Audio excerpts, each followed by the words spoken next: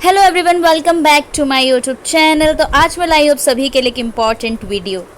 तो जैसे कि आपको पता है कि क्रैश कोर्स स्टार्ट कर दिया है मैंने केमिस्ट्री 149 का, और होपफुली आपका कल से फिज़िक्स का भी स्टार्ट कर दूंगी मैं। तो फिज़िक्स 143 मैं सबसे पहले लाने वाली हूँ, बिकॉज फिज़िक्स 143 काफ़ी ईजी है, क्योंकि उसमें जो आप पढ़ोगे वो सेमीकंडक्टर्स के बारे में पढ़ोगे। ठीक है, तो सेमीकंडक्टर्स आपने पढ़ा ही होगा कि सेमीकंडक्टर्स बहुत ही ज़्यादा सिंपल है, जिसमें आप ट्रांजिस्टर्स पढ़ोगे और कई सारी चीज़ें हैं जो आपको सेमीकंडक्टर्स में पढ़ना है। लॉजिक गेट्स पढ़ने हैं एंड आपको बहुत सारी चीज़ें इसके अंदर पढ़ना है, कंडक्टर, इंसुलेटर्स एंड ऑल। ठीक है, तो केमिस्ट्री 149 का जो है 2 वीडियो मैं अपलोड कर चुकी हूँ। आई होप आपने वो कंप्लीट कर लिया होगा और अपने एग्ज़ाम की प्रिपरेशन अभी से स्टार्ट कर दी हो, क्योंकि आपकी टेंटेटिव डेट शीट आ चुकी है। तो जिसने नहीं देखी है टेंटेटिव डेट शीट, वो मेरे शॉर्ट्स में जाके देख सकता है, क्योंकि मैं शॉर्ट्स में पहले ही अपलोड कर चुकी हूँ। आपकी दिसंबर की टेंटेटिव डेट शीट आ चुकी है। ठीक है, दिसंबर की टेंटेटिव डेट शीट आ चुकी है, तो आप उसे देख सकते हैं। तो हम स्टार्ट करते हैं। आखिर आज हमें कहाँ से पढ़ना है? यूनिट 2 से हम पढ़ेंगे।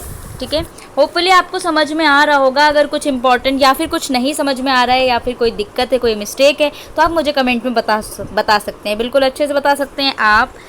ठीक है, तो मुझे बता देना जो भी मिस्टेक लग रही हो आपको या फिर कुछ समझ में ना आ रहा हो मेरे पढ़ाने में। ठीक है, तो आप उसे बता सकते हैं।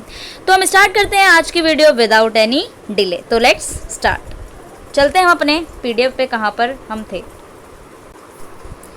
तो हमें स्टार्ट करना है आज का लेक्चर हम स्टार्ट करेंगे यूनिट 2 से।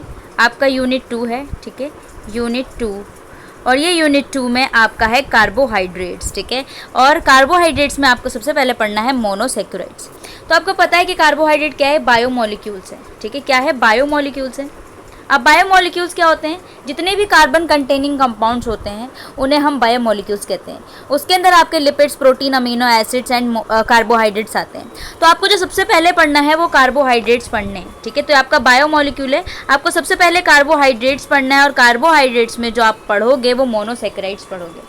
तो जैसे कि आपको पता है कि कार्बोहाइड्रेट्स होते हैं, कार्बोहाइड्रेट्स क्या होते हैं? आपके जितने भी ऐसे कंपाउंड्स, ठीक है, जिसमें क्या क्या हो? कार्बन हो, प्लस में हाइड्रोजन हो, प्लस में ऑक्सीजन हो, तो ये आपके होते हैं कार्बोहाइड्रेट्स। अब इसके अकॉर्डिंग आपको देखना है कि कार्बोहाइड्रेट्स में आप मोनोसेक्राइड्स पढ़ोगे। अब आपको पता है कि कार्बोहाइड्रेट्स जो होते हैं वो 3 टाइप के होते हैं। कार्बोहाइड्रेट्स कितने टाइप के होते हैं? 3 टाइप के होते हैं। एक आपका होता है मोनोसेक्राइड, एक होता है आपका डाई या फिर हम बोलते हैं ऑलिगोसेक्राइड्स, और लास्ट में होता है आपका पॉलीसेक्राइड। ठीक है, तो आप इस यूनिट में जो पढ़ोगे आप मोनोसेक्राइड्स के बारे में पढ़ोगे। ठीक है, तो हम देखते हैं यहाँ पे क्या क्या आपको पढ़ना है। सबसे पहले तो आपको क्लासिफिकेशन पढ़ना है कार्बोहाइड्रेट्स का। ठीक है, कार्बोहाइड्रेट्स का क्लासिफिकेशन आप देखोगे कितने टाइप्स के होते हैं। उसके बाद आपको मोनोसेक्राइड्स में उसकी स्टीरियोकेमिस्ट्री पढ़ना है, फिजिकल एंड केमिकल प्रॉपर्टीज़ पढ़नी है। ग्लूकोज और मोनोसेक्राइड्स के आप स्ट्रक्चर देखोगे, ग्लाइकोसाइड फॉर्मेशन देखोगे। ठीक है, आप यहाँ पे ये सारी चीज़ें पढ़ने वाले हो। और सबसे इंपॉर्टेंट आपकी है कि आपको पहले फिशर प्रोजेक्शन पढ़ना है, जहाँ पे आपके पास क्या होते हैं? 2 वर्टिकल लाइन में उन्होंने इस तरीके से, एक हॉरिजॉन्टल लाइन होती है और एक वर्टिकल लाइन होती है, रिप्रेजेंट किया हुआ है प्रोजेक्शन फॉर्मूला। उसके बाद आप रिंग स्ट्रक्चर देखोगे कि आखिर आपको समझ लो ग्लूकोज बनाना है, उसका रिंग स्ट्रक्चर आप कैसे बनाओगे, कितने कार्बन कंटेनिंग कंपाउंड्स में आप रिंग स्ट्रक्चर बनाते हो और ग्लूकोज में कितने कार्बन्स होते हैं, वो सारी चीज़ें आपको इस यूनिट में पढ़नी। तो मैं एक एक चीज़ अच्छे से समझाने वाली हूँ, जिसको ना समझ में आए वो मुझे कमेंट में बता सकता है। अच्छी बुरी बातें सारी मैं सुनने के लिए यहाँ रेडी हूँ। ठीक है, और मैं सबका रिप्लाई देती हूँ, चाहे अच्छी बात हो या फिर बुरी बात हो, सारा रिप्लाई मैं देती हूँ। ठीक है, तो आप मुझे कमेंट में बता सकते हैं। तो हम स्टार्ट करते हैं वीडियो। ठीक है, चलो भाई, इंट्रोडक्शन में क्या पढ़ना है आपको पता है? इंट्रोडक्शन में कुछ खास चीज़ें तो नहीं है, बस ये है आपका कि आपने जो है सेल के बारे में आप पढ़ चुके हो, फंक्शंस के बारे में पढ़ चुके हो। ठीक है, जो भी आपने सेल ऑर्गेनिल्स पढ़ा उसके फंक्शन के बारे में आप पढ़ चुके हो। तो यहाँ पे हम देखेंगे क्या आपके केमिकल कंपोजिशन, सेल के अंदर क्या क्या चीज़ें होती हैं, वो आपकी प्रोटीन है, लिपिड्स है, न्यूक्लिक एसिड एंड कार्बोहाइड्रेट्स है। तो इस वाले यूनिट में हमको जो पढ़ना है वो कार्बोहाइड्रेट पढ़ना है, और कार्बोहाइड्रेट आपका बायोमोलिक्यूल होता है। ठीक है, बायोमोलिक्यूल आपके ऑर्गेनिक मॉलिक्यूल्स होते हैं। ठीक है, जो आप इसमें पढ़ोगे। ठीक है, स्टीरियोकेमिस्ट्री इसकी सारी चीज़ें पढ़ोगे। ठीक है, नॉट मच इंपॉर्टेंट, तो इतना सारा टाइम वेस्ट करने की ज़रूरत नहीं है। सबसे पहले हम आ जाते हैं जो हमें क्लासिफिकेशन करना है। तो आपको पता है कि मैंने क्लासिफिकेशन पहले भी बताया है कि आपका, अब मैं पहले थोड़ी सी ब्लैंक स्लाइड का यूज़ करते हुए बताऊंगी। अब ब्लैंक स्लाइड है नहीं तो हम इसी का यूज़ करेंगे। ठीक है, ये थोड़ा सा जूम करके हम इसका ही यूज़ कर लेते हैं। ठीक है, देखो कितनी अच्छी ब्लैंक स्लाइड बन गई बिना ऐड किए हुए। तो सस्ते में काम करते हैं हम लोग। तो यहाँ पे मैं स्टार्ट कर लेती हूँ, ठीक है। और मैं थोड़ा सा ना इसका वो कैसे करते हैं कम, अच्छा ऐसे करते हैं, यहाँ से मैं थोड़ा सा कम कर लूँगी और मैंने रेड पेन लिया हुआ, ठीक है। तो आपको हम बताएंगे कार्बोहाइड्रेट्स के बारे में, ठीक है। कार्बोहाइड्रेट्स, तो मैंने पहले भी आपको बताया कि कार्बोहाइड्रेट्स क्या है आपके, हाइड्रेट्स ऑफ कार्बन, ठीक है। क्या है, hydrates of carbon, hydrates of carbon. जहाँ पे आपके क्या क्या होंगे, हाइड्रेट्स ऑफ कार्बन है, जहाँ पे आपके पास क्या क्या चीज़ें होंगी, आपके पास होगा कार्बन, आपके पास होगा हाइड्रोजन, आपके पास होगा ऑक्सीजन, ठीक है। तो इतना आपको समझ में आ गया होगा। अब हम यहाँ पे जो बात करने वाले हैं, इसको थोड़ा सा और छोटा करूँ अगर मैं, तो ना जगह कम लेगा, ठीक है। साइज़ इतना भी ठीक है, ठीक है। तो हम स्टार्ट करते हैं। देखो कि आपका जो मैंने बताया था कार्बोहाइड्रेट्स क्या होते हैं आपके, हाइड्रेट्स ऑफ कार्बन होते हैं। अब आपके दो टाइप के यहाँ पे ना कार्बन्स होते हैं जो आपके प्रेजेंट होते हैं, किसमें, आपके प्रेजेंट है कार्बोहाइड्रेट्स में। एक आपका होता है एल्डिहाइडिक, आपको पता है एल्डिहाइडिक ग्रुप, केमिस्ट्री वाले सबको पता है, ठीक है, और केमिस्ट्री हम पढ़ रहे हैं। तो एल्डिहाइडिक ग्रुप आपका क्या होता है, CHO होता है, ठीक है। दूसरा आपका क्या होता है, कीटोनिक ग्रुप। तो आपका कीटोनिक ग्रुप में जो होता है वो आपका कीटोनिक ग्रुप, तो आपको पता है क्या होता है, CO, या फिर आप C डबल बॉन्ड O भी लिखते हो, ठीक है। ये आपका कीटोनिक ग्रुप है, ठीक है ना। और अब आपको बताना होगा कि जो आपका एल्डिहाइडिक ग्रुप है, जब आप यहाँ पे स्ट्रक्चर के बारे में पढ़ोगे तो आपको पता रहेगा कि कार्बोहाइड्रेट्स होंगे एल्डिहाइडिक होते हैं और कीटोनिक ग्रुप लगे होते हैं। तो आपका हमेशा जो एल्डिहाइडिक ग्रुप है वो हमेशा कार्बन 1 पे लगा होगा, ठीक है। आप जब स्ट्रक्चर पढ़ोगे तो आपका CHO जो ग्रुप है वो आपका हमेशा हमेशा कार्बन नंबर 1 पे लगा होगा। कीटोनिक ग्रुप है आपका जो है वो हमेशा कार्बन 2 पे लगा होगा, ठीक है। तो आप इसको बिल्कुल याद रखना है कि आपका जो कीटोनिक ग्रुप है वो कार्बन 2 पे लगा होगा और जो आपका एल्डिहाइडिक ग्रुप है वो कार्बन 1 पे हमेशा लगा होगा, ठीक है। अब हम बात करते हैं, तो हमें इस वाले जो यहाँ पे पढ़ना है वो पढ़ना है आपका इसकी क्लासिफिकेशन। तो आपको पता है कि कार्बोहाइड्रेट्स की क्लासिफिकेशन जो है वो आपको पता है कि मैंने अभी बताया था कि 3 टाइप्स के होते हैं, ठीक है। सबसे पहला है आपका मोनोसैकेराइड्स, ठीक है। दूसरा है आपका ओलिगोसैकेराइड्स, ठीक है। और तीसरा है आपका पॉलीसैकेराइड्स।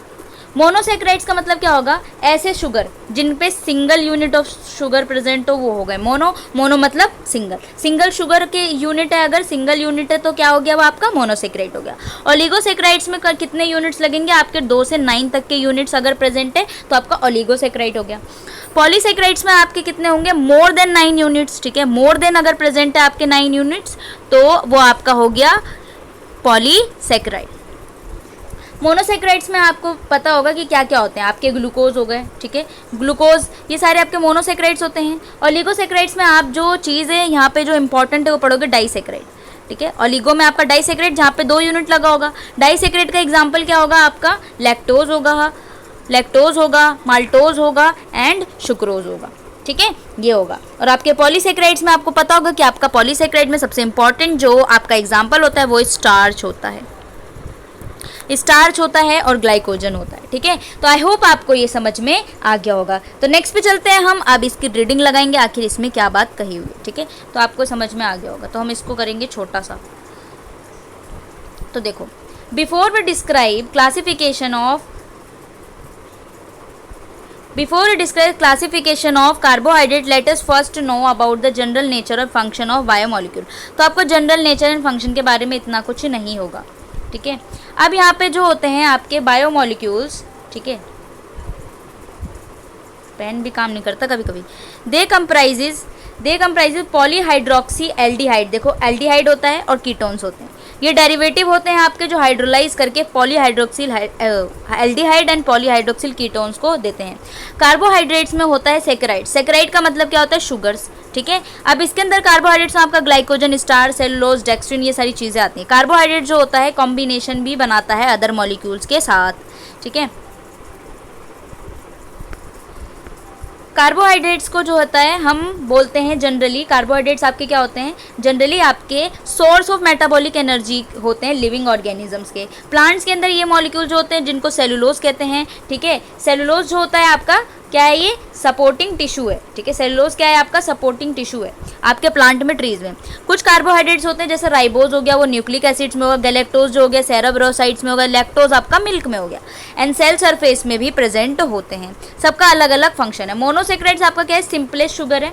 आपको पता है सिंपलेस्ट शुगर क्यों है, क्योंकि इनके पास सिंगल यूनिट प्रेजेंट है, ठीक है। क्या प्रेजेंट है, सिंगल यूनिट प्रेजेंट है, तो इसीलिए आपका क्या हो गया, ये सिंपलेस्ट शुगर हो गया। और serve as building block for the more complex sugars, ठीक है। अब यहाँ पे आपको पता होगा कि कई सारे जो large amount of energy stored होते हैं, मोर कॉम्प्लेक्स कार्बोहाइड्रेट्स होते हैं आपका स्टार्च में, मतलब स्टोरेज का काम कर रहे हैं। तो आपका जो कार्बोहाइड्रेट होगा जो स्टोरेज का काम कर रहा है वो आपका स्टार्च जो होता है प्लांट में होता है, ग्लाइकोजन आपका एनिमल्स में होता है, ठीक है। उसके बाद आपको देखो, अब हमने इसको क्लासीफाई किया है, तो जनरली आपने जो क्लासीफाई किया है कार्बोहाइड्रेट्स को according to their size of the molecule, ठीक है। आपने क्या किया, मोनोसेक्राइड्स, ठीक है, यहाँ पे देख सकते हो आप पहली लाइन, क्लासीफाई बायोमॉलिक्यूल को क्लासीफाई किया आपने, मोनोसेक्राइड्स, ओलिगोसेक्राइड्स एंड पॉलीसेक्राइड्स। तो पहला ये हो गया, दूसरा ये हो गया, तीसरा ये हो गया आपका पॉलीसेक्राइड्स। साइज के अकॉर्डिंग मोनोसेक्राइड्स होते हैं ऐसे कार्बोहाइड्रेट्स होते हैं जो कि स्मॉलर यूनिट्स में नहीं टूटेंगे, क्योंकि वो सिंगल है, तो उसे आप कैसे हाइड्रोलिसिस करके तोड़ सकते हो, नहीं तोड़ सकते ना। इसलिए हमारा जो यहाँ पे होता है स्मॉलर यूनिट होता है, आप इसको ब्रेक डाउन नहीं कर सकते हो। ये इसका एग्जाम्पल आपका ग्लूकोज एंड फ्रक्टोज आ जाता है। ओलिगोसेक्राइड्स को आप हाइड्रोलिसिस करोगे तो आपको 2 से 6 मोनोसेक्राइड्स मिलेंगे और 2 to 9 यूनिट्स भी मिलते हैं, ठीक है। तो ये थोड़ा वेरी कर जाता है। इसमें माल्टोज सुक्रोज होता है, नंबर ऑफ मोनोसेक्राइड यहाँ पे मिलते हैं। जैसे कि आपका डाइसेक्राइड्स है तो 2 होगा, ट्राइसेक्राइड्स है तो आपका 3 कार्बन होगा।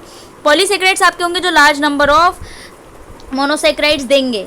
मोनोसेक्राइड यूनिट्स मतलब कि आपके कई सारे लार्ज नंबर ऑफ यहाँ पे ब्रेक डाउन हो जाता है। हाइड्रोलिसिस करने पे आपका स्टार्च होता है, सेलुलोज होता है, इसमें आपके 3000 मोनोसेक्राइड्स तक आ जाता है, ठीक है। अब मोनोसेक्राइड जो होता है जिसे हम सिंपल शुगर कहते हैं, तो आपको इस यूनिट में जो पढ़ना है वो मोनोसेक्राइड ही पढ़ना है। नंबर ऑफ कार्बन एटम के अकॉर्डिंग हमने देखो 3 कार्बन का मोनोसेक्राइड होता है, उसे हम ट्रायोज कहते हैं। 4 है, 5 है, 6 है, इस तरीके से मोनोसेक्राइड्स को बोलेंगे। अगर 4 है तो टेट्रोजिस, 5 है तो पेंटोजिस, 6 है तो हेक्सोसिस एंड सो ऑन। इस तरीके से हम उसको क्लासीफाई कर देते हैं, ठीक है। देखो जैसे कि आपका यहाँ पे, अब हम जो यहाँ पे इंपॉर्टेंट पढ़ेंगे मोनोसेक्राइड्स के बारे में, ठीक है।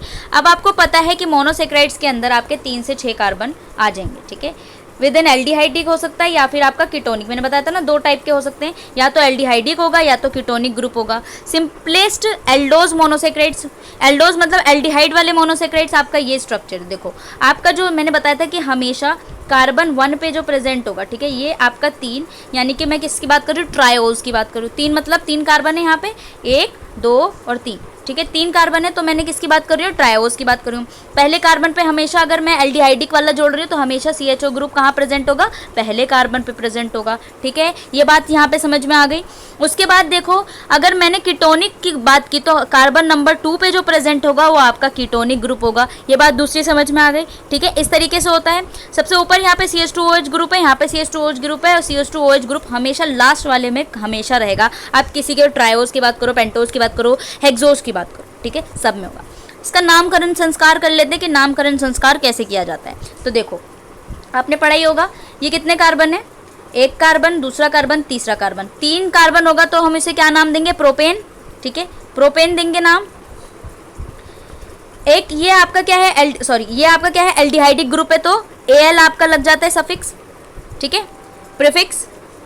प्रीफिक्स और सफिक्स जो होते हैं ना, आपको पता होना चाहिए प्रीफिक्स क्या है, सफिक्स क्या है। तो Al जो होता है इसका लगा देंगे हम लास्ट में, ठीक है। उसके बाद देखो क्या है, दूसरे पे और तीसरे पे आपका ये हाइड्रोक्सी ग्रुप प्रेजेंट है। हाइड्रोक्सिल ग्रुप, OH को हाइड्रोक्सिल ग्रुप कहते हैं, ठीक है, ये आपके हाइड्रोक्सिल ग्रुप है। तो हम इसका नामकरण संस्कार कैसे करते हैं, तो आपका जो लास्ट में आएगा यानी कि प्रोपेनल तो आपका है ही, ठीक है, मैंने बता दिया 3 कार्बन है तो प्रोपेनल। Al क्या जुड़ गया, क्योंकि एल्डिहाइडिक ग्रुप है। अब आपको पता है कि दूसरे और तीसरे पे हाइड्रोक्सी जुड़ा है, 2 हाइड्रोक्सी जुड़ा है, इसका मतलब डाई, तो 2,3 डाई हाइड्रोक्सी प्रोपेनल इसका नाम हो जाता है। तो इसका नामकरण हो चुका है, ठीक है, नामकरण हो गया, खुशियाँ आ गई। तो ये आपका एल्डोज शुगर है। अब हम इसी तरीके से बात कर लेते हैं आपका कीटोज शुगर में। कीटोज शुगर में क्या होगा, आपका कार्बन नंबर 2 पे जो प्रेजेंट होता है वो आपका कीटोनिक ग्रुप प्रेजेंट होता है। ये C डबल बॉन्ड O जो है वो आपका क्या है, कीटोनिक ग्रुप है। CH2OH ऊपर लगा है, CH2OH नीचे लगा है। आप देखो सेम, क्या यहाँ पे भी 3 कार्बन की बात कर रहे हैं हम, 3 कार्बन है तो प्रोपेन, ठीक है, 3 कार्बन है तो प्रोपेन लिख दिया मैंने, प्रोपेन। प्रोपेन अब में कीटोन है तो जो पीछे सफिक्स लगेगा वो क्या लगेगा, ऑन, ठीक है। तो प्रोपेनॉन तो बिल्कुल ठीक है। अब आपका कहाँ कहाँ OH लगा है, देखो यहाँ पर जो लगा है 1 पे लगा हुआ है और 3 पे लगा हुआ है, तो 1,3 डाई हाइड्रोक्सी प्रोपेनॉन। क्या समझ में आ गया सबको, ठीक है। इस तरीके से हम यहाँ नामकरण संस्कार कर देंगे, ये आपका keto sugar done and dusted है, ठीक है। तो नेक्स्ट पे चलते हैं भाई। इस तरीके से आपको लिखना होगा, ठीक है। तो आपको ध्यान रखना क्या होगा, अब देखो जैसे जैसे मैंने अभी ट्रायोज का बताया, तो आपको पता है अगर ट्रायोज होगा तो 3 कार्बन होंगे, टेट्राज होगा 4 कार्बन होंगे, पेंटोज होगा तो 5 कार्बन होंगे, हेक्सोज होगा तो 6 कार्बन होंगे। इस तरीके से आपका 2,3 डायहाइड्रोस प्रोपेनल जो है वो क्या है आपका एल्डो ट्रायोज है। कैसे, क्योंकि एल्डिहाइडिक ग्रुप है और 3 कार्बन है। और जो आपका 1,3 डाइहाइड्रोक्सी प्रोपेनोन है वो क्या कीटो ट्रायोज है, क्योंकि क्या कीटोनिक ग्रुप है और ट्रायोज है, ठीक है। समझ में लग गया, ये बस इतना से इतनी सी बात है इसमें, ठीक है। नेक्स्ट पे चलते हैं। अब आपको पढ़ना है स्टीरियो केमिस्ट्री के बारे में, ठीक है। मैं बार बार बता चुकी हूँ तो मैं थक चुकी हूँ उसको बता के। देखो यहाँ पे जो आपका, जब आप पहले किसी में नामकरण संस्कार या फिर फिशर प्रोजेक्शन बनाएंगे, अभी हम फिशर प्रोजेक्शन की बात करेंगे, तो यहाँ पे आप देख रहे हो ना जो आपका एक कार्बन है ये हमेशा कायरल कार्बन होता है। Chiral carbon in the sense कि आपका कायरल कार्बन जो होगा उसके जो 4 ग्रुप लगे होंगे ना, 1 2 3 जो चारों तरफ, वो अलग अलग होंगे।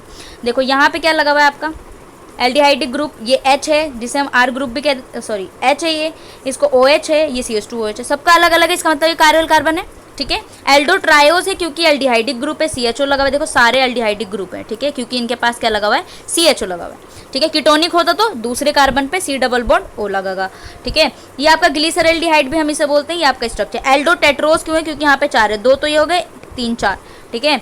यहाँ पे 3 4 5, तो पेंटोज शुगर यहाँ पे 4 लगा हुआ है, और चौथा और पांचवा और छठा एल्डो हेक्सोज हो गया, ठीक है। इस तरीके से हो गया। अब मैं यहाँ पे बता सकती हूँ, अब आपको पता होना चाहिए कि D और L क्या होता है, ठीक है। D और L क्या होता है, देखेंगे। D और L की बात कर लेते हैं कॉन्फ़िगरेशन से। आपका D कहाँ पे लगेगा और L, D आपका क्या होता है, हमेशा पॉजिटिव है, L आपका क्या है, हमेशा नेगेटिव है। तो हम जैसे इसमें बात कर लेते हैं, मैंने लिया, देखो सबसे पहले ये ग्लिसरल्डिहाइड का आपका बना हुआ है स्ट्रक्चर। तो आपको क्या ध्यान रखना है, नीचे से सेकंड कार्बन, राइट साइड अगर OH प्रेजेंट है, ठीक है, राइट साइड अगर OH प्रेजेंट है तो आपका D हो गया। अगर लेफ्ट साइड OH प्रेजेंट हुआ नीचे से सेकंड कार्बन तो आपका L हो गया, ठीक है। इतना आपको ध्यान रखना है, ठीक है, डन है।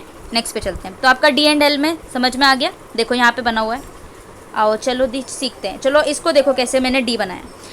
नीचे से आपका सेकंड, नीचे से सेकंड कैसे, ये दूसरा राइट साइड प्रेजेंट है तो क्या हो गया, D ग्लिसरल्डिहाइड। नीचे से सेकंड लेफ्ट साइड प्रेजेंट है तो आपका हो गया L ग्लिसरल्डिहाइड, ठीक है, डन हो गया। चलो अब हमें बात करनी है फिशर प्रोजेक्शन की। तो फिशर प्रोजेक्शन की बात करने से पहले मैं कुछ ब्लैंक स्लाइड से बता देती हूँ, उसके बाद हम स्टार्ट करेंगे आपका इसमें क्या लिखा हुआ है, ठीक है। देखो फिशर प्रोजेक्शन का मतलब जो सिंपल है, ठीक है, फिशर प्रोजेक्शन का मतलब जो सिंपल है वो है आपका फिशर प्रोजेक्शन, ठीक है। फिशर प्रोजेक्शन, आपको मेरी राइटिंग थोड़ी सी समझ में आ रही है, देखो इतनी अच्छी सुंदर तो राइटिंग है नहीं, पर आपको समझ में आ रहा होगा। फिशर प्रोजेक्शन में आपको पता है कि ना, यहाँ पे जो फिशर प्रोजेक्शन का मतलब है वो ये है कि आपको सिंपलेस्ट फॉर्म में ये हम बताएंगे कि स्ट्रक्चर कैसे बनाया जाता है। तो आपको पता है जैसे कि यहाँ पे 2 चीज़ें उसने दी थी, तो वहाँ पे एक लाइन थी आपकी हॉरिजॉन्टल लाइन, ठीक है, एक लाइन थी आपकी हॉरिजॉन्टल, इसको मैंने बोल दिया हॉरिजॉन्टल, ठीक है, इसको मैंने बोल दिया वर्टिकल, ठीक है। और आपका जो कार्बन होगा हमेशा वो कायरल होगा। कायरल कैसे, कि आपके जो चारों ग्रुप लगेंगे, यहाँ पे 4 ग्रुप जो लगेंगे वो अलग अलग होंगे, तो कायरल कार्बन होगा। 2 लाइन से इन्होंने रिप्रेजेंट किया, इस तरीके से इन्होंने सिंपलेस्ट स्ट्रक्चर बनाया। अब ये जो है आपका ये वाला स्ट्रक्चर, इसको इन्होंने एज मान लिया। ये एज पे जो आपके प्रेजेंट होते हैं ना, इस तरीके से उसे हम बोलते हैं आउट ऑफ द प्लेन, ठीक है। क्या बोलते हैं, आउट ऑफ द प्लेन। ये आपका डैश डैश आपने ना पढ़ा होगा क्लास 11, तो ये आपके डैश डैश डैश होते हैं, इसको हम बोलते हैं इनटू द प्लेन। तो इस तरीके से आपका समझना मुश्किल हो रहा था कि किस तरीके से आपका आउट ऑफ द प्लेन कौन से वाले आपके हाइड्रोजन लगेंगे, CH2 ग्रुप लगेगा, OH ग्रुप होगा। तो फिशर ने क्या किया, इसको सिंपलेस्ट फॉर्म में उन्होंने क्या कर दिया, तो समझना आपको यूं है, पर यहाँ पे उन्होंने बता दिया कि इस तरीके से मैंने लगा दिया। तो आपका समझ लो OH इधर है, H इधर है, ठीक है। तो ये आपका क्या है, हॉरिजॉन्टल लाइन पे लगा हुआ है। इस तरीके से उन्होंने ग्लूकोज का भी दिया था, ठीक है, इस तरीके से आपका हॉरिजॉन्टल भी लगा हुआ है। ठीक है, HOH लगा है, ऊपर आपका CH2OH लगा, या फिर आपका CHO लगा, नीचे हमेशा आपका क्या होता है, CH2OH होता है। ठीक है, इस तरीके से फिशर ने अपना प्रोजेक्शन दिया था, एक नॉर्मल उन्होंने बात कही थी। तो अब हम यहाँ पे देख लेते हैं, देखो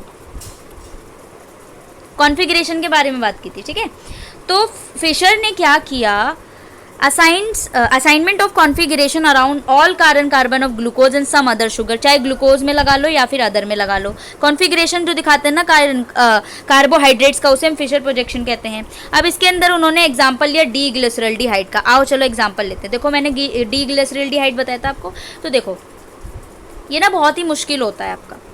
तो आपका जो पॉजिटिव यानी जो डी होता है वो हम एस से भी रिप्रेजेंट कर सकते हैं। ठीक है, जो आपका एल होता है हम उसको आर भी कहते हैं। तो एस और आर का भी प्रोजेक्शन फॉर्मूला यहाँ पे बनता है। तो ये वाले जो फॉर्मूले बनते हैं ना उसको एस और आर कहते हैं। अब आपको पता होगा मैंने डैश बताया, ये डैश जो है ये आपका आउट ऑफ द प्लेन है और ये इनसाइड इनटू द प्लेन है। ठीक है, तो इस तरीके से बनाया जा रहा था। तो क्या हो रहा था, बहुत मुश्किलें पड़ रही थी कि पता नहीं चल रहा था कि आउट ऑफ द प्लेन कौन सा लगाएं और इनटू द प्लेन कौन सा लगाएं। तो फिशर ने यहाँ पे इसको सिंपल करके बताया। ठीक है, ये देखो, तो उन्होंने बोला यार तुम्हें ये सब करने की क्या ज़रूरत है, बस 2 लाइन खींचो।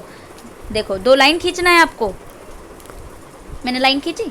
ये आपका हमेशा कायरल कार्बन होगा, ऊपर CHO लगा दो, नीचे CH2OH लगा दो, ये आपका वर्टिकल पे लगा दो, ये जो इधर हाथ हैं ये आपके इस तरीके से लगा दो। और आपका डी फॉर्म कैसे होगा, नीचे से अगर इस तरीके से राइट साइड आपका OH ग्रुप लगा हुआ है तो वो आपका डी फॉर्म हो गया। नीचे से लेफ्ट साइड अगर आपके सेकंड कार्बन पे R ग्रुप लगा, OH ग्रुप लगा हुआ है तो आपका L हो गया। ठीक है, ये फिशर प्रोजेक्शन हो गया। समझ में लग गया, ये आपका फिशर प्रोजेक्शन था। अब इन्होंने कई सारे पे बनाया था, एरिथ्रोस पे भी बनाया इन्होंने। ठीक है, इन्होंने कई सारे प्रोजेक्शन दिए, डी ग्लिसरॉल्डिहाइड से इन्होंने और भी दिए 4 कार्बन, देखो 1 2 3 4, जिसको एरिथ्रोस बोला। डी क्यों है, क्योंकि सेकंड कार्बन पे OH लगा है। डी एरिथ्रूज है। ठीक है, एरिथ्रोज। इस तरीके से कई सारे स्ट्रक्चर उन्होंने दिए और ग्लूकोज का भी दिया था। तो आपको ये स्टीरियो केमिकल रिलेशनशिप आपका डी एल्डोज और 3 से 6 कार्बन के बीच में इन्होंने ये बना के दिखाया।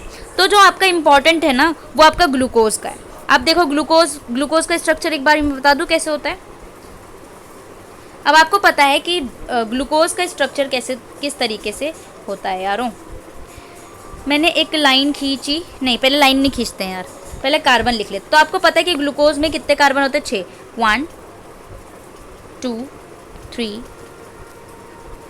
4 है। मेरी स्क्रीन छोटी पड़ गई इसलिए दोबारा बनाएंगे। ठीक है, थोड़ा छोटा छोटा लिखते हैं। ये C है, ठीक है ना, 1 2 3 4 5 एंड यहाँ पे 6। ठीक है, आप समझ जाना यहाँ पे 6 कार्बन है। ठीक है, सबसे ऊपर आपका जो लगता है वो आपका समझ लो CHO ग्रुप लग रहा है। ठीक है,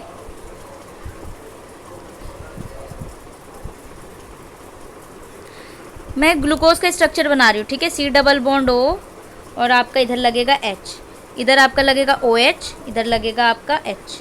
ठीक है, इधर भी लगेगा H, इधर लगेगा OH, इधर लगेगा। ये आपको तो अच्छे से याद होना चाहिए। अगर आपका ये याद हो जाएगा ना ये वाला स्ट्रक्चर आपका ये, तो आप रिंग स्ट्रक्चर बहुत इजीली बना सकते हो। ठीक है, तो आपको याद रखना है ये। ठीक है, तो यहाँ पे लगेगा OH, यहाँ पे लगेगा H। ठीक है, और इधर लगेगा OH और इधर लगेगा H, और नीचे जो आपका होता है CH2OH है। तो आप क्या मुझे यहाँ पे ग्लूकोज का वो कॉन्फ़िगरेशन बता सकते हैं, L क्या होगा और D क्या होगा। तो देखो नीचे से second carbon right side OH लगा है तो आपका D ग्लूकोज है। ठीक है, D ग्लूकोज है। और अगर मैंने इधर की साइड लगा दिया इसको इंटरचेंज करके तो आपका L ग्लूकोज होगा। तो इस तरीके से स्ट्रक्चर है और स्ट्रक्चर देख लेते हैं। आ जाओ, देखो आपको जो याद रखना है। तो ग्लूकोज में आपके 6 कार्बन होते हैं, देखो 1 2 3 4 5 6, C डबल बॉन्ड OH। ठीक है, ये आपका क्या है, सबसे ऊपर जो होता है आपका एल्डिहाइडिक ग्रुप होता है। ठीक है, तो ये एल्डिहाइडिक वाला शुगर है। तो यहाँ पे लग गया, इधर आपका सेकंड पे होता है HOH, ये टन होता है आपका थर्ड कार्बन पे। ठीक है, आपको टन करना है, फिर HOH। तो ये 3 जो है वो आपको बिल्कुल सेम लिखने हैं। आपको थर्ड नंबर पे आपको उसको इंटरचेंज कर देना है। अब आपको देखना है कि फर्स्ट और नीचे से सेकंड कार्बन पे आपका OH जो है वो राइट साइड लगा हुआ है। तो राइट साइड लगा हुआ तो आपका ये स्ट्रक्चर हो जाता है D ग्लूकोज। ठीक है, और यही मैंने इस साइड कर दिया तो ये आपका हो गया L ग्लूकोज। ठीक है, समझ में लग गया। तो आपको ये स्ट्रक्चर ध्यान रखना है। ठीक है, C4।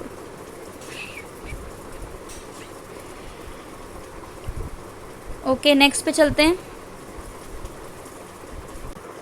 अब आपको जो इम्पोर्टेंट चीज़ ध्यान रखनी है ना, वो ये physical and chemical properties of monosaccharides. क्या मैं यहाँ पे स्ट्रक्चर बनवा दूँ एक बारी?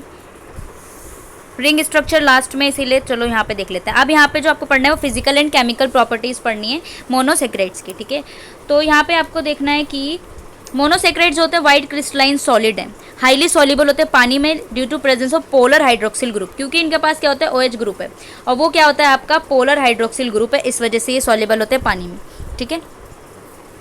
अब इनके पास नॉन पोलर सॉल्वेंट्स की जो सॉल्युबिलिटी होती है वो लो होती है, ठीक है। और यहाँ पे जो आपके मोनोसेक्राइड्स होते हैं वो स्वीट टेस्ट के होते हैं, ठीक है। क्या होते हैं? स्वीट टेस्ट के होते हैं, क्योंकि मोनोसेक्राइड्स के पास अल्कोहलिक फंक्शन होता है, फंक्शनल ग्रुप प्रेजेंट होता है। OH आपका क्या है? अल्कोहलिक फंक्शनल ग्रुप है, और एल्डिहाइड और कीटोन फंक्शनल ग्रुप है, और ये रिएक्शन करके आपको इस तरीके से देते हैं, इसीलिए इनका स्वीट टेस्ट होता है। एग्जाम्पल के लिए हमें सबसे पहले जो यहाँ पे इंपॉर्टेंट रिएक्शंस करेंगे अब हम मोनोसेक्राइड्स का। मोनोसेक्राइड्स में आपको जो फर्स्ट रिएक्शन करना है फिजिकल और केमिकल प्रॉपर्टीज़ में, जो वो है आपका रिडक्शन। रिडक्शन का मतलब क्या होगा यहाँ पे आपको ये देखना है। तो द कार्बोनिल ग्रुप, ठीक है, कौन सा carbonyl group of aldose and ketose can be reduce by usual carbonyl group reducing agent. तो आपके रिड्यूसिंग एजेंट का हम यहाँ पे यूज़ कर रहे हैं, ये आपके रिड्यूसिंग एजेंट है। प्रोडक्ट जो मिलेगा पॉली एल्कोहल से हम उसको एल्डिटोल कहेंगे। यहाँ पे एल्डोज से बनेगा alditol, on other hand reduction ketone से बनेगा एल्डिटोल्स। 2 एल्डिटोल्स कीटोन से बनेंगे और एक आपका बनेगा अगर अपने एल्डिहाइड का रिडक्शन किया। अब यहाँ पे देखो मैंने रिडक्शन कैसे किया। आपने डी ग्लूकोज लिया, ठीक है, ये आपका देखो डी ग्लूकोज कैसे हुआ, क्योंकि नीचे से सेकंड कार्बन पे आपका क्या है, ये राइट साइड प्रेजेंट है, तो आपका डी ग्लूकोज है, 6 कार्बन है, ये आपके क्या होगा, रिड्यूसिंग एजेंट। जब आपने इसको रिड्यूस किया तो आपको जो फॉर्मूला मिलता है वो मिलता है आपको डी ग्लक्टोल, यानी कि एल्डिटोल। यहाँ पे देखो क्या चीज़ यहाँ पे आई है, यहाँ पे डबल बॉन्ड टूट गया आपका और OH लग गया। यहाँ पे ये सेम है, ये भी सेम है, ये भी सेम है, ये भी सेम है, ये भी सेम है, सब सेम है। आपका जो रिडक्शन हुआ है वो ये हुआ कि आपका डबल बॉन्ड टूट के एल्डिहाइड का, देखो रिड्यूस जब हम करते हैं ना रिडक्शन, देखो जब एक चीज़ मैं बता देती हूँ, आपके पास 2 चीज़ होती हैं, एक होता है रिड्यूसिंग एजेंट, ठीक है, और एक होता है आपका ऑक्सीडाइजिंग एजेंट, ठीक है। रिड्यूसिंग एजेंट अगर आपका वीक है तो समझ लो आपका एक चीज़ ये होता है कि सबसे पहले आपका क्या होता है, अल्कोहल, उसके बाद आपका एल्डिहाइड और कीटोन, और आपने पढ़ा होगा उसके बाद आपका होता है कार्बोक्सिलिक एसिड। तो अगर मैंने एल्डिहाइड का रिडक्शन कराया तो वो अल्कोहल में टूटेगा, ठीक है, और अगर मैंने कार्बोक्सिलिक एसिड का रिडक्शन कराया तो वो एल्डिहाइड में टूटेगा। और अगर समझ लो बहुत ही ज़्यादा स्ट्रॉन्ग रिड्यूसिंग एजेंट तो कार्बोहाइड्रेट से सीधा आपका अल्कोहल में टूटता है।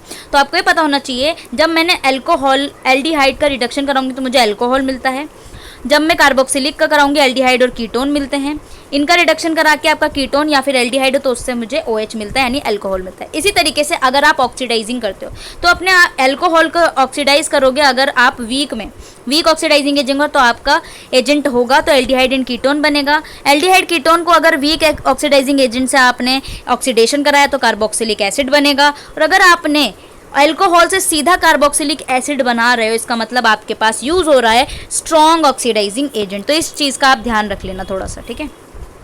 तो जैसे कि मैंने NaBH, ये आपका सिंपल और वीक पूरा आपका ये रिड्यूसिंग एजेंट है, तो आपका ये कीटोन ग्रुप है, ठीक है, कुछ चेंजेस नहीं आया है, ये आपका कीटोन ग्रुप है, ठीक है ना। कीटोन ग्रुप से क्या हुआ, आपने कीटोन ग्रुप से क्या किया, आपने अल्कोहल ऐड किया, इसका मतलब रिड्यूस हो गया। कीटोन से रिड्यूस करके क्या बनता है आपका, कीटोन हो या एल्डिहाइड हो, ये आपका क्या है, एल्डिहाइड है, एल्डिहाइड और कीटोन है, जब उसका रिडक्शन कराते हैं तो आपका अल्कोहल बनेगा। तो बाकी सारी चीज़ें सेम है और आपका अल्कोहल बन गया, ठीक है। तो ये आपका रिडक्शन हो गया, ठीक है। कीटोन से कराया मैंने, और अब ये देखो एल्डिहाइड, वो कीटोन तो सॉरी, और ये आपका एल्डिहाइड ग्रुप है, इससे कराया तो दैट, ठीक है। इस तरीके से आपका बन जाएगा। स्ट्रक्चर भी आपको देखना पड़ेगा। ये आपका बीच का स्ट्रक्चर, जो लास्ट का स्ट्रक्चर होगा वो ये होगा, ठीक है। ये आपका फ्रक्टोज था, ठीक है, एल्डिटोल। उसके बाद आपको देखो सेम ऑक्सीडेशन करना है।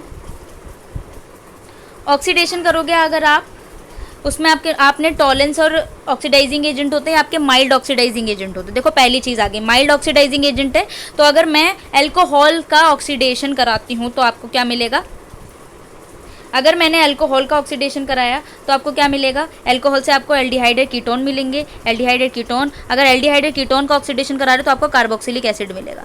तो यहाँ पे आपके पास टॉलेंस और फेलिंग रिएजेंट है, जैसे कि आप यहाँ पे देख सकते हो।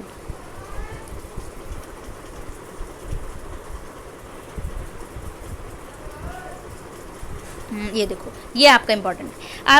आपके पास ये है आपका डी ग्लूकोज, ठीक है। आपने क्या किया, NaOH लिया, ये आपका माइल्ड ऑक्सीडाइजिंग एजेंट है, ठीक है। आप फेलिंग्स वाला भी यूज़ कर सकते हो, ठीक है। तो आप यहाँ पे ये रिएक्शन भी लिख सकते हो, माइल्ड ऑक्सीडाइजिंग एजेंट, तो आपका कार्बोक्सिलिक एसिड में चेंज हो जाएगा। देखो ये जो है वो चेंज हो गया, ठीक है। नेक्स्ट पे चलते हैं। ये भी यहाँ पे एल्डोनिक एसिड बना रहा है, यानी कि आपने यहाँ पे एक और आपका ये ऑक्सीजन एजेंट है, ठीक है। ये इससे भी ये बन रहा है, तो एक ही रिएक्शन आप लिख दोगे, बहुत सिंपल रहेगा, ठीक है। यहाँ पे भी है इस चीज़ है। और ये आपका रिंग स्ट्रक्चर है। रिंग स्ट्रक्चर अभी बनवाएंगे जब आपका दूसरा प्रोजेक्शन होगा, हार्वर्थ प्रोजेक्शन, ठीक है।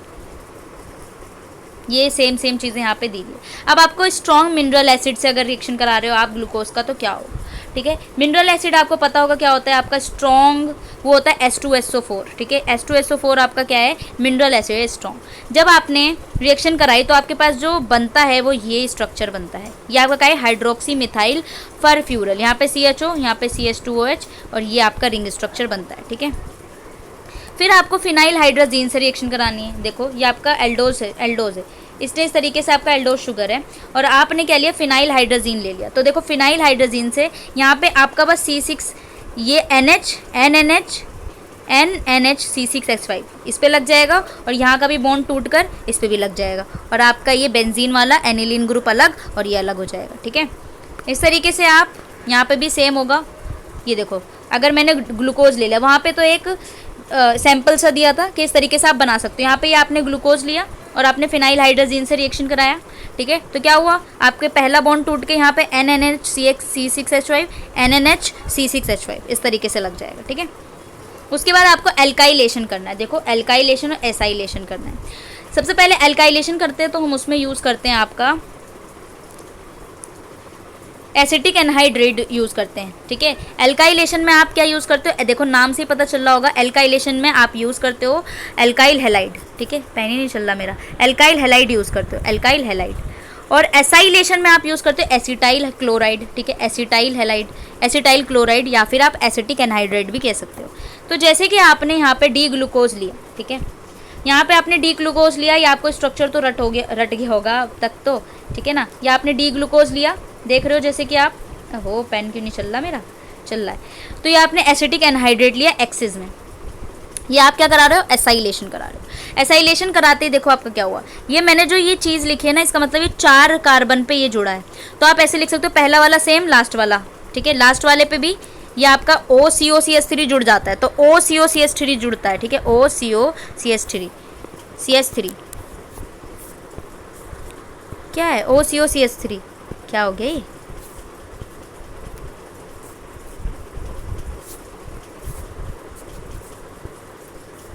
ठीक है। तो आपका जुड़ेगा OCOCH3, ठीक है। ये थोड़ा पेन पता नहीं क्या हो गया है, इसको ध्यान मत दो, बस आपको ये ध्यान रखना है कि एसाइलेशन में आपका जो जुड़ता है वो जुड़ता है OCOCH3, ठीक है। अब देखो यहाँ पे ये पहला वाला बिल्कुल सेम है, उसके बाद आपके जो चार बीच के कार्बन होंगे वहाँ पे आपके चारों के पास OCOCH3 जुड़ेगा, ठीक है। इसीलिए यहाँ पे हॉल में 4 लगा दिए, और नीचे भी OCOCH3, और आपके 5 CH3COH टूटेगा। तो यहाँ पे आपको इसका नाम याद रखना है, वो आपका ग्लूकोज पेंटा एसीटेट। अब हम बात करते हैं एल्काइलेशन में। देखो एल्काइल हैलाइड क्या होता है आपका, एल्काइल हैलाइड अगर हम सिंपली बोलें तो RX बोलते हैं, ठीक है। अब X आपका कुछ भी हो सकता है, क्लोरीन, ब्रोमीन, आयोडीन, कुछ भी हो सकता है। तो यहाँ पे आपका लिया हुआ है R, आपका क्या हो गया, एल्काइल ग्रुप होता है, तो आपका एल्काइल ग्रुप में CH3 ले लिया, और I आपका X की जगह आयोडीन ले लिया। ये ग्लूकोज है आपका, और यहाँ पे क्या लिया इन्होंने, CH3I एक्सेस में डाला, तो देखो सेम होगा। OCH3 यहाँ पे जुड़ेगा एल्काइलेशन में, OCOCH3 आपका एसाइलेशन में, ठीक है। तो बस ये ध्यान रखना, एसाइलेशन में OCOCH3 और एल्काइलेशन में OCH3 4 और सेम, ठीक है। इस तरीके से इसका नाम है आपका पेंटामिथाइल डी ग्लूकोज, ठीक है। आई होप आपको समझ में आ रहा होगा, ठीक है। यहाँ पे आपका ग्लाइकोसिडिक बॉन्ड्स वगैरह, ग्लूकोज का स्ट्रक्चर जब आप बनाओगे ना, तो वहाँ पे आपको बताना है, एक आपका पायरेनोज स्ट्रक्चर होता है, दूसरा फ्यूरेनोज स्ट्रक्चर होता है। पायरेनोज से आपको समझ में आ रहा होगा 5, फ्यूरेनोज से समझ में आ रहा होगा आपको कितने कार्बन, ठीक है। तो फ्यूरन देखो, जो आपका पायरेनोज स्ट्रक्चर है उसमें आपके 5 कार्बन होते हैं, ठीक है। पायरेनोज का मतलब आपका कितने कार्बन, 5 कार्बन, ठीक है, 5 कार्बन। फ्यूरानोज में कितने होंगे, 4 कार्बन, ठीक है, 4 कार्बन, ठीक है, और ऑक्सीजन इंक्लूड होगा, ठीक है, 5 कार्बन प्लस ऑक्सीजन। इस तरीके से स्ट्रक्चर आपका बनाया जाएगा, ठीक है ना। ग्लाइकोसिडिक बॉन्ड जो होती है, दो मोनोसेक्राइड्स के बीच में जो बॉन्ड बनाई जाती है उसको ग्लाइकोसिडिक बॉन्ड कहते हैं, इसको हम बताएंगे। अब देखो आपके चैन इलोंगेशन है। इलोंगेशन का मतलब क्या हो गया, इलोंगेशन का मतलब होता है आपका इंक्रीज बाय 1 कार्बन, ठीक है, increase by 1 carbon, increase by 1 carbon, 1 carbon, तो आपका हो गया वो इलोंगेशन। तो चेन को इलोंगेशन कर रहे हैं, यानी कि अगर आपके पास 3 कार्बन की चेन है तो मैंने उसको इलोंगेशन करके 4 कार्बन की चेन बना दी, ठीक है, तो आपका हो गया इलोंगेशन, ठीक है। तो आपका चेन इलोंगेशन जो है, चेन इलोंगेशन वो किसने डिस्क्राइब किया, इंक्रीज बाय 1 कार्बन। देखो यहाँ पे भी लिखा हुआ है कि the chain carbon of chain of aldose can be increase by 1 carbon using Kiliani Fischer synthesis. ये आपका पेपर में आता है कभी कभी कि आपको क्लियानी फिशर सिंथेसिस को ड्रॉ करना है, जहाँ पे आपका क्या होता है, एक कार्बन ग्रुप एक्सटेंड कर दिया जाता है जिसमें चेन इलोंगेशन होती है। जैसे कि यहाँ पे एग्जाम्पल ले लेते हैं। आपके पास ये कितने कार्बन की चेन है, देखो आपको पता चल रहा होगा कि भाई साहब ये आपकी 1 2 3 4 कार्बन की चेन है, ठीक है, 4 कार्बन की चेन है। मैंने साइनाइड और HCl से यहाँ पे रिएक्शन कराई। अब आपके पास ये है, तो आपके पास क्या बना, 1 2 3 4 5, एक कार्बन इलोंगेशन हो गई और क्या जुड़ गया यहाँ पे, C ट्रिपल बॉन्ड N जुड़ गया, ठीक है, और एक कार्बन एक्स्ट्रा भी इंक्लूड कर दिया गया है। फिर इसके आपने रिएक्शन कराई तो राइबोज शुगर बन गया, ठीक है। इस तरीके से होता है। चेन शॉर्टनिंग में जो आपका इंपॉर्टेंट चीज़ ये है, आपका एक कार्बन जो होता है शॉर्ट हो जाता है। तो जैसे कि मैंने 5 कार्बन लिया, तो जैसे मैं यहाँ पे चेन शॉर्टनिंग कराऊंगी, मैंने 5 कार्बन का कंपाउंड लिया कोई सा, फॉर एग्जाम्पल मैंने 5 कार्बन का कोई कंपाउंड लिया, ठीक है, 5 कार्बन का लिया मैंने कोई कंपाउंड और मैंने चेन शॉर्टनिंग की तो 4 कार्बन का बन गया। तो इस तरीके से क्या होगा, चेन की शॉर्टनिंग हो गई। तो अब ये हम जो ये डिस्क्राइब करेंगे वो किसके मेथड से करेंगे, रफ डिग्रेडेशन। देखो डिग्रेडेशन का मतलब ही होता है कि डिग्रेड करना यानी कम करना, ठीक है, तो वो आपका हो गया रफ डिग्रेडेशन मेथड, जहाँ पे आपका शॉर्टनिंग एल्डोज बाय 1 कार्बन, ठीक है। इसमें आपको याद रखना है कि क्या क्या स्टेप होता है। सबसे पहले जो आपका स्टेप है वो ये है कि आपके पास ये 1 2 3 4 5 कार्बन की चेन है जो आपकी क्या है, डी राइबोज है, ठीक है, क्या है ये, डी राइबोज है। तो आप ऐसे भी लिख सकते हो अगर थ्योरी में लिखना चाहते हो कि when first D ribose convert into calcium D ribonate in the presence of Br2H2O calcium hydroxide. तो आप इसकी प्रेजेंस में कर रहे हो, तो 1 2 3 4 5 अभी भी 5 कार्बन है, आपको पहले ये पूरी रिएक्शन लिखनी है। तो आपका डी राइबोज से आपका जो डी एरिथ्रोज बनेगा तो 1 कार्बन की शॉर्टनिंग होगी। तो सबसे पहले आप Br2 वाटर से जब रिएक्ट कराओगे कैल्शियम हाइड्रोक्साइड से, तो आपका यहाँ की बॉन्ड ब्रेक हो जाएगी, C डबल बॉन्ड O और ये कैल्शियम +2 के 2 लग जाएंगे। फिर उसके बाद आपको Fe3 से रिएक्शन करानी है, उसके बाद आपके पास एरिथ्रोज आ जाता है, तो यहाँ पे ये CHO आ जाएगा, ये सारी चीज़ें गायब हो जाएंगी और 1 कार्बन कम हो जाएगा, तो आपकी चेन शॉर्टनिंग हो गई, ठीक है, डन है। अब आपको रिंग स्ट्रक्चर पढ़ना है मोनोसेक्राइड का, तो हम आओ बात करते हैं रिंग स्ट्रक्चर ऑफ मोनोसेक्राइड, जहाँ पे अल्फा बीटा सारी चीज़ें आप देखोगे एल्डोज और कीटोज शुगर में।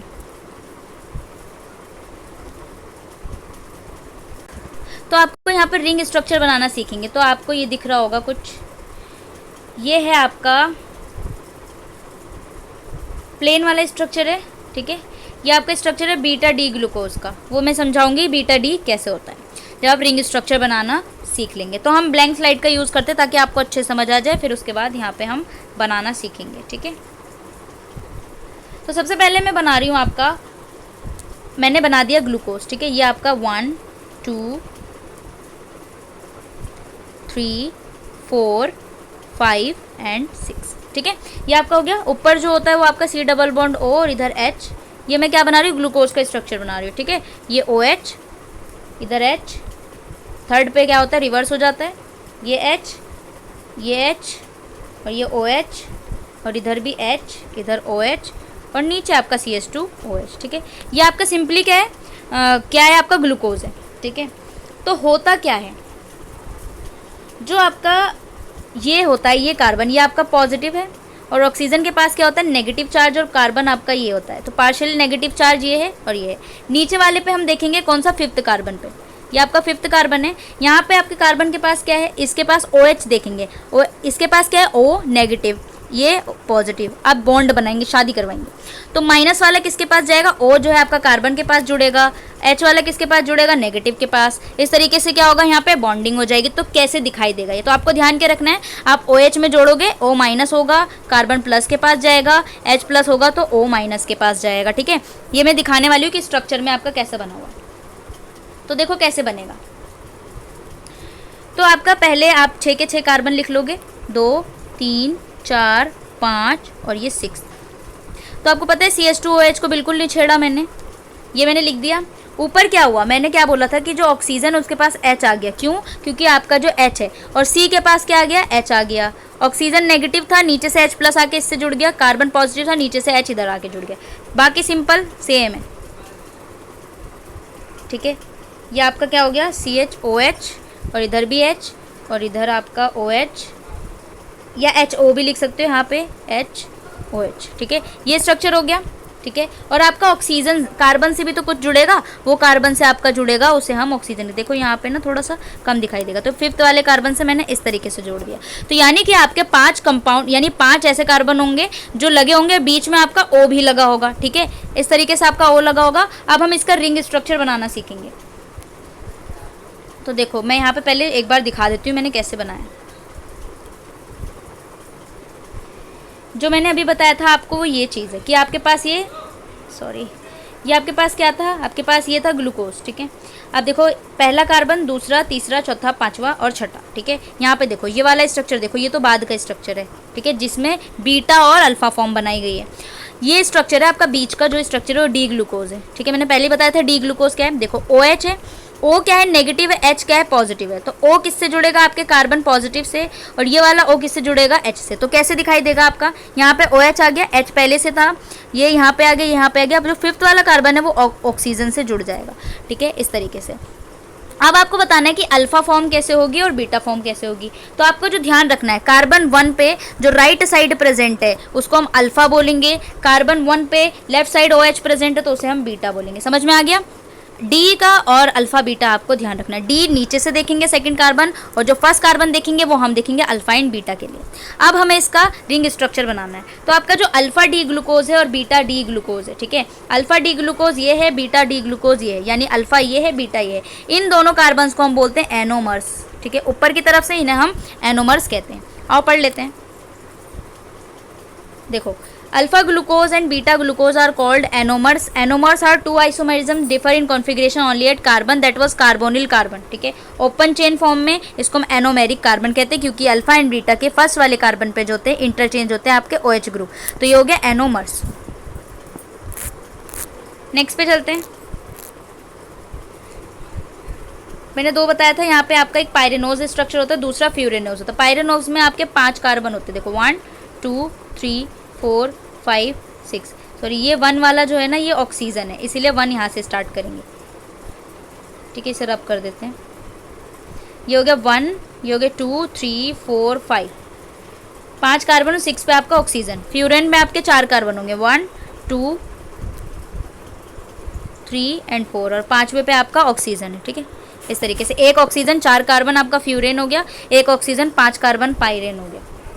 आई होप आपको ये सारी समझ में आएगा। अब देखो यहाँ पे एक चीज़ लिखी हुई है, अभी रिंग स्ट्रक्चर बनाना बाकी। फिशर प्रोजेक्शन आपका क्या था, जो यहाँ पे कार्बन वाला स्ट्रक्चर था, ठीक है, स्केलेटन वाला। तो इसका अकॉर्डिंग स्ट्रक्चर जो है वो साइक्लिक शुगर को एक्सप्लेन बिल्कुल नहीं करता है। तो इसके लिए हमें आना चाहिए हार्वर्ड प्रोजेक्शन। हार्वर्ड प्रोजेक्शन आपका साइक्लिक रिंग को यहाँ पे डिफाइन करता है। तो देखो आपको साइक्लिक रिंग कैसे बनानी है, सिंपली आपको ध्यान में रखना है। देखो मैं यहाँ पे बताती हूँ, आपका ये एक स्ट्रक्चर ध्यान में रखेंगे और एक मैं ब्लैंक स्लाइड यूज़ करूँगी। तो किस तरीके से आपको ये करना है, देखो सिंपली यहाँ पे बात रखनी है आप। तो देखो जो आपको सिंपली ध्यान रखना है वो आपको ये ध्यान रखना है कि जब आपने वाला स्केलेटन वाला स्ट्रक्चर बनाया है, ये चेन वाला, तो आपको ये राइट साइड में दिख रहे होंगे जितने, और ये लेफ्ट साइड में दिख रहे होंगे। तो राइट साइड वाला जब आप रिंग स्ट्रक्चर बनाओगे तो उसको आपको कहाँ रखना है, उसको आपको नीचे की साइड रखना है, नीचे नीचे बॉटम, और लेफ्ट साइड वाला आपको अपर साइड रखना है। ठीक है, तो आप याद रखना है इसको अपर साइड रखना है। कैसे रखोगे, देखो तो अब हम बनाते हैं इसका रिंग स्ट्रक्चर, ठीक है। तो ये आपका राइट है, ये आपका लेफ्ट है, बस इतना ध्यान रखना। अब मैं बना रही हूँ, देखो आपकी जो ग्लूकोज की रिंग, एक ऑक्सीजन है, इस तरीके से आपकी रिंग बनेगी, ठीक है, 5 कार्बन की रिंग। तो आप इसको कैसे नंबरिंग दोगे, ये आपका 1, ये आपका 1, ये 2, ये 3, ये 4, ये 5, ठीक है, इस तरीके से दे दिया आपने। अब आपको फर्स्ट वाले कार्बन पे जाना है, देखो फिर आप इस तरीके से यहाँ पे डंडे लगा लोगे, ठीक है, डंडे लगा लिए मैंने, लगा लिए डंडे। अब क्या करना है आपको, डंडे लगाने के बाद आपको देखना राइट साइड वाले, मैंने कहाँ बताया आपको, बॉटम में, नीचे बॉटम। तो आपके ये देखो H जो है, मैंने H यहाँ पे लगा दिया राइट साइड में नीचे, फिर OH लगा हुआ है, फिर दोबारा से H लगा हुआ है, फिर OH लगा हुआ है, और 5वें पे आपका क्या लगा हुआ है, H लगा हुआ है, ये रहा।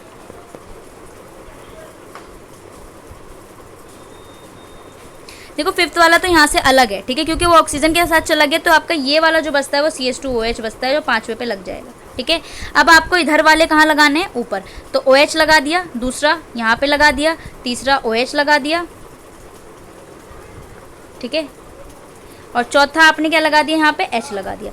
तो इस तरीके से आपको रिंग स्ट्रक्चर बनाना है। आई होप आपको समझ में आएगा। अब देखो फर्स्ट कार्बन के ऊपर की तरफ अगर प्रेजेंट है OH, तो वो क्या होगा, बीटा फॉर्म, तो आपका बीटा ग्लूकोज है। अगर यही ऊपर लेफ्ट, ये नीचे होता है ऊपर, तो आपका अल्फा फॉर्म होता है, ठीक है। तो मैंने जो स्ट्रक्चर बना के दिखाया वो आपका बीटा फॉर्म है, देखो सही है ना, बीटा फॉर्म।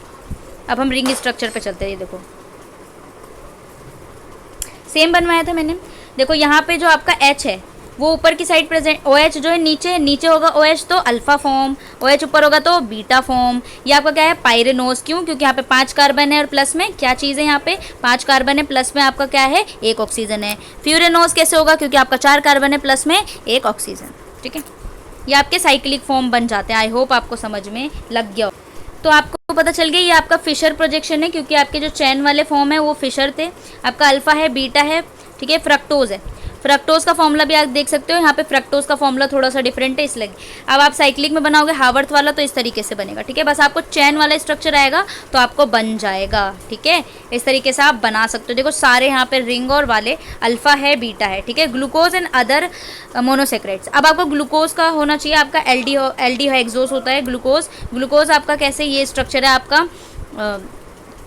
चेयर वाला, ठीक है, ये स्ट्रक्चर। फ्रक्टोज का स्ट्रक्चर भी आप देख सकते हो, देखो फ्रक्टोज को ऐसे बनाया जाता है। चेयर वाले में भी आपका इंपॉर्टेंट इतना है नहीं, आप ये वाले स्ट्रक्चर बनाओगे ना तो ज़्यादा इंपॉर्टेंट होगा। हावर्थ स्ट्रक्चर ज़्यादा इंपॉर्टेंट है आपका, ये आपका फ्रक्टोज है। बीटा कैसे, अल्फा कैसे, ये आप तो सिंप्लीफाई अब कर ही लोगे, ठीक है। देन उसके बाद आपका ऐसे की ग्लाइकोसाइड फॉर्मेशन कैसे होता है। देखो ये आपके जो है ना चैन फॉर्मेशन है आपका, ये बीटा ग्लूकोज है, बीटा डी ग्लूकोज है, और ये भी। तो इन दोनों के बीच में जो बनता है उसको हम ग्लाइकोसाइड फॉर्मेशन कहते हैं, जैसे कि मैं आपको उसमें सिखाऊंगी। देखो इसमें ये है आपका माल्टोज का स्ट्रक्चर है। देखो आपका जो ये स्ट्रक्चर है आपका, एक ग्लूकोज दूसरा ग्लूकोज, ठीक है, अल्फा फॉर्म है दोनों। देखो अल्फा फॉर्म है, पहले कार्बन और चौथे कार्बन, ठीक है। पहले कार्बन चौथे कार्बन के बीच में जो बॉन्ड बनना है दो ग्लूकोज के बीच में, उसको हम ग्लाइकोसिडिक बॉन्ड कह रहे हैं। तो इसको हम क्या बोलेंगे, 1, एक तो अल्फा है दोनों, तो अल्फा 1 4, क्योंकि एक 1 से एक 4 से ग्लाइकोसिडिक बॉन्ड, ठीक है, समझ में लग गया। इस तरीके से आपको बनाना, ठीक है। अब आपका ये 1,4 है, बीटा 1,4। बीटा 1,4 कैसे होगा, जब आपका ये क्या होगा, बीटा वाला बनेगा, ठीक है। तो कैसे होगा, HOH यहाँ पे भी हो रहा है, तो beta 1,4 glycosidic linkage. I hope आपको सारा चीज़ें यहाँ पे समझ में आ रही होगी। और देन डन एंड डस्टेड, ये चैप्टर आपका खत्म होता है। तो ये थी आपके पास कई सारी चीज़ें बहुत ज़्यादा इंपॉर्टेंट, ठीक है। आप यहाँ पे D and L form, enantiomer, anomer, mutarotation का मतलब होता है आपका, देखो कुछ टर्म जैसे इनेंशियोमर, डायस्टीरियोजमम, ये मैं बता देती हूँ, ठीक है। इनेंशियोमर क्या होते हैं आपके, देखो मैं बता देती हूँ, थोड़ा सा जो चीज़ें रह गई हैं। इनेंशियोमर जो होता है स्टीरियो आइसोमर्स होते हैं, जहाँ पे स्ट्रक्चर जो होते हैं non super impossible mirror image बनाते हैं। जो आपका डी एंड एल बनता है वो non super impossible mirror image बनते हैं, ठीक है। जो आपके सुपर इम्पॉसिबल नहीं होंगे तो उसको हम इनेंशियोमर कहते हैं। दूसरा आपका जो है यहाँ पे एक चीज़ और थी, इनेंशियोमर और डायस्टीरियोमर, मतलब वही है आपका diastereomer. So example D mannose and D galactose, ठीक है।